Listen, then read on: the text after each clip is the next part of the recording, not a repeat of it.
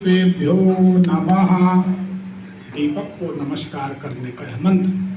लेकिन हमारी एक आदत है, मान लीजिए हम विदेश में पढ़ें, अंग्रेजी जानते हैं बोल के, अब गांव में जाके जहाँ कोई अंग्रेजी नहीं जानता वहाँ अंग्रेजी बोलने से ये तो ओछापन हुआ ना, ये उचित नहीं। जो जिस भाषा में भगवान की सेवा कर सके जैसे कर सके, क्योंकि भगवान को कौन सी भाषा सिखाओगे, कौन सी भाषा में भगवान को बस में करोगे। भगवान तो एक ही भाषा जानते हैं, एक ही भाषा जानते हैं प्रेम की, परंतु हमारी सोच ऐसी है अच्छे बैठ के पूजा करिए, आराम से बैठिए बैठिए और पास में कुर्सी कर लीजिए। भगवान से सीधा कोई नहीं, उनसे कभी नहीं डरना चाहिए। संसार से करो, इंसान को डराने वाला इंसान है। थोड़ा थोड़ा भर जाएगा तो उठाना पड़ेगा, बस हो। तो भगवान की भाषा जो है प्रेम की, भगवान को नित्य जतन करते रहना चाहिए। जो करते रहोगे जतन धीरे धीरे तो मिल जाएंगे वो सजन धीरे धीरे। कोई काम दुनिया में मुश्किल नहीं है, जो करते रहोगे जतन धीरे धीरे। प्रयास, try again to try again, कोशिश करते हैं। आज नहीं तो कल अनन्य भाव से एक भाव भगवान को।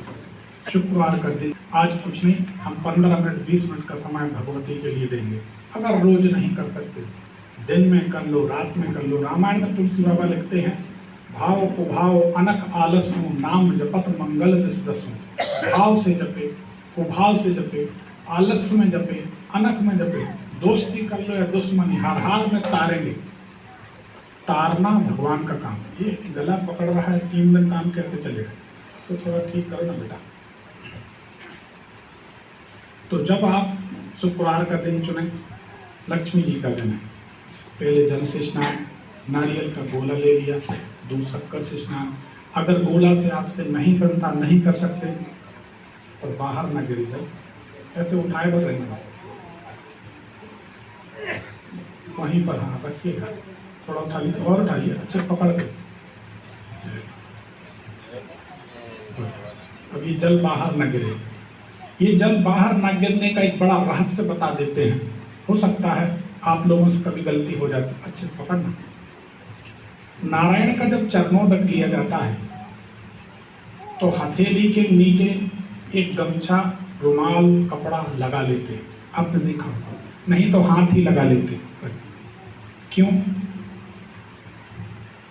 नारायण का चरणोदक लेने का जितना पुण्य है, अगर नारायण का चरणोदक जमीन में एक बूंद गिर जाता है तो 8 गुना दोष लगता है। सुधार इसमें 8 गुना दोष लगता है। नारायण और शिव कौन है? एक ही है ना, कोई अलग नहीं है। नारायण और शिव और माता लक्ष्मी और माता पार्वती जी में जो मनुष्य भेद करता है वह घोर नरक का अधिकारी होता है। ये भगवान ने कहा, हम नहीं कहते। शिव और नारायण दोनों कहते हैं, एक ही है, कोई अलग नहीं। अब हम आप सबसे एक सवाल पूछते हैं, अगर भगवान नारायण का चरणोदक जमीन में गिरने से 8 गुना दोष लगता है, बड़े गौर से समझिए, तो क्या शिव जी के चरणों का निकला हुआ जल घर में लाकर छिड़क कर उस पर जूते चप्पल पहनकर चलना चाहिए? ये उचित है क्या? नहीं, बिल्कुल नहीं। भयंकर विनाश को बुला रहे हैं लोग। अपने देश में बड़ी विचित्र परंपरा चालू हो गई। कोई कोई कराते हैं, भगवान जाने कैसे कैसे ज्ञानी लोग कराते हैं, लोग करते हैं। आज तक कभी हमारे आपके पूर्वजों ने नहीं बताया कि शिव जी का जल छिड़कें, उसके ऊपर जूते चप्पल पहन के चलें, सारा पुण्य छीन हो जाता है। एक पुष्पदंत नाम के यक्ष थे, उनने शिव महिमा स्तोत्र की रचना की थी, क्योंकि एक राजा थे चित्रदत्त, उनके बगीचा से पुष्पदंत फूल चुरा लेते थे।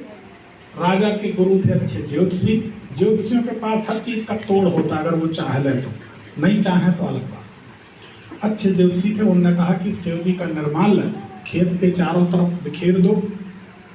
इस निर्माल्य को अगर कोई यक्ष लाने